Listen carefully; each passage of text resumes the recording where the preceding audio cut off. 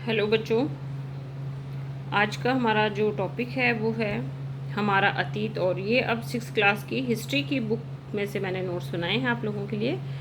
उसका चैप्टर का जो नाम है वो क्या है, टॉपिक का क्या, कब, कहाँ और कैसे। ठीक है, तो इसमें से जो भी इम्पोर्टेंट क्वेश्चंस बने तो वो मैंने आप लोगों के लिए बना दिए हैं। सुलेमान व किरथर पहाड़ियाँ स्थित हैं तो उत्तर पश्चिम में, और यहाँ के लोगों ने 8,000 वर्ष पूर्व जो है गेहूँ और जो बोए।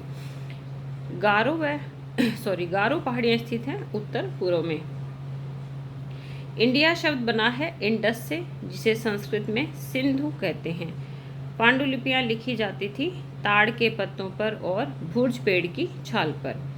अंग्रेजी में बीसी का, देखिए ये वाला क्वेश्चन जो है 2014 या 15 के टीजीटी के एग्ज़ाम में क्वेश्चन आया हुआ है।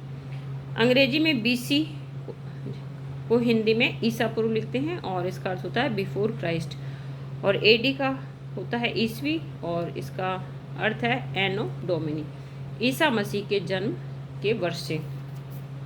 तो और एडी बीसी मिलता है और सीई और बीसीई मिलता है, तो AD equals to CE common era और BC before common era. Rosetta नगर है मिस्र के उत्तरी तट पर। भीमबेटका गुफाएं स्थित है एमपी में, सभी को पता है आपको। और आरंभिक जो काल माना जाता है वो था पूरा पाषाण काल, 20 लाख साल पहले से और 12,000 साल पहले तक। पूरा पाषाण को फिर 3 भागों में बांटा गया है, आरंभिक, मध्य और उत्तर। इस काल में पर्यावरण बदला।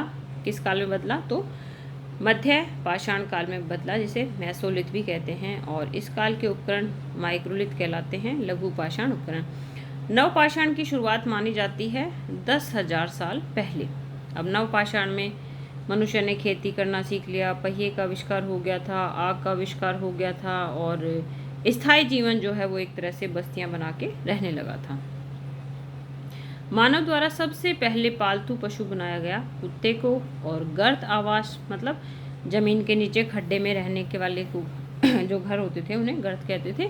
तो वो कहाँ से मिले हैं? बुर्जों, कश्मीर से। नेक्स्ट है, एक कब्र में मृतक के साथ बकरी के साक्ष्य मिले हैं, तो ये मिले हैं मेहरगढ़ से। नवपाषाण युग के सबसे प्रसिद्ध पुरास्थलों में से है चताल ह्यूक का क्षेत्र। कहाँ पे है ये? तुर्की में। चकमक पत्थर था सीरिया का। ये आपस में जो व्यापार होता था किस देश से क्या आता था, तो वो हैं कौड़ियाँ लाल सागर से और सीपियाँ भूमध्य सागर से। फिर है मध्य पाषाण काल, तो 12,000 से 10,000 साल पूर्व। नवपाषाण 10,000 साल पहले। मेहरगढ़ की जो बस्ती थी लगभग उसका टाइम कई बुक्स में 7,000 दिया हुआ है और इस एनसीईआरटी में 8,000 दिया हुआ है। तो जो भी एग्ज़ाम होता है उस एग्ज़ाम में हमें पर्टिकुलर उस स्टेट की बुक्स के अनुसार जो है हम आंसर करते हैं, क्योंकि अगर कई बार डाउट होता है, आंसर डिलीट किए जाते हैं, तो बुक के आधार पर फिर उनको देखा जाता है। अब सेकंड चैप्टर देखते हैं। सेकंड नहीं, थर्ड। पीछे वाले नोट्स में फर्स्ट और सेकंड दोनों हो चुके हैं। थर्ड छोटे छोटे से चैप्टर हैं, इनमें थोड़े थोड़े क्वेश्चन बने हुए हैं। हड़प्पा के नगरों में कितने भाग बनाए जाते थे? हड़प्पा जो था वो कितने भागों में बटे हुए थे? तो 2 भागों में।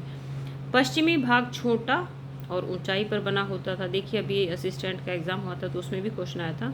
तो पश्चिम में क्या मिले हैं? दुर्ग। पूर्वी भाग में थे निचले इलाके, लेकिन वो बड़े होते थे क्योंकि वहाँ पे ज़्यादा जनसंख्या रहती थी। तो पश्चिम में दुर्ग होते थे और पूर्व में रिहायशी एरिया। पूर्वी भाग निचले इलाके में होता था लेकिन बड़ा होता था। ऊंचाई वाले भाग को कहा जाता था दुर्ग, और दुर्ग कहाँ बने होते थे? पश्चिम में।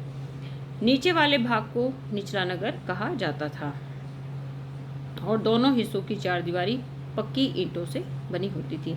विशाल स्नानागार मिले हैं मोहनजोदड़ो से।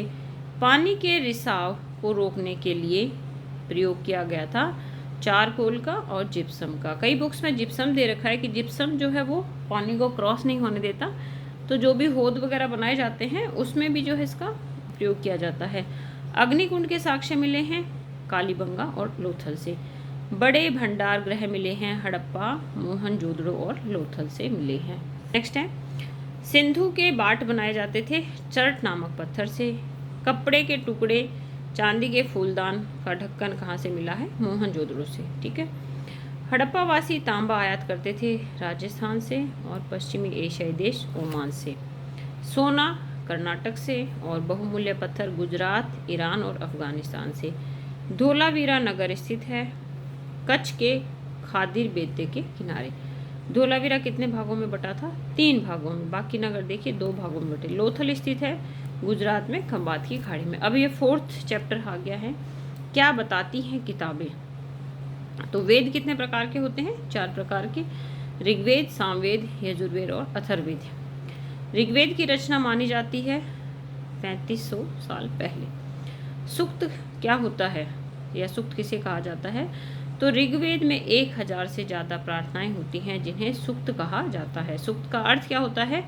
अच्छी तरह से बोला गया। इसको आप ध्यान रखें।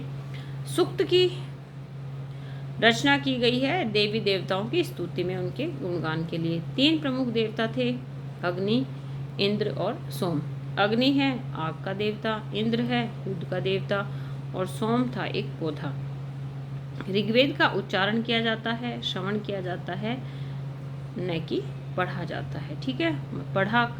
पढ़ेंगे कब हम किसी चीज़ को? जब वो लिखी होगी। इसका मतलब ऋग्वेद जो है वो लिखने की चीज़ नहीं है, लिखा हुआ नहीं है। सिर्फ उन्हें उच्चारण करेंगे जैसे हमारे गुरुजी बताएंगे उस हिसाब से, और उनका श्रवण करेंगे, फिर उनको रट लिया जाता है और बोला जाता है। तो आज की वीडियो बच्चों यही समाप्त करते हैं। अगर आपकी कोई क्वेरी हो तो आप मैसेज कर सकते हैं और साथ साथ में नोट्स बनाते चलें। मेरी वीडियो देखने के लिए आप सभी का थैंक यू।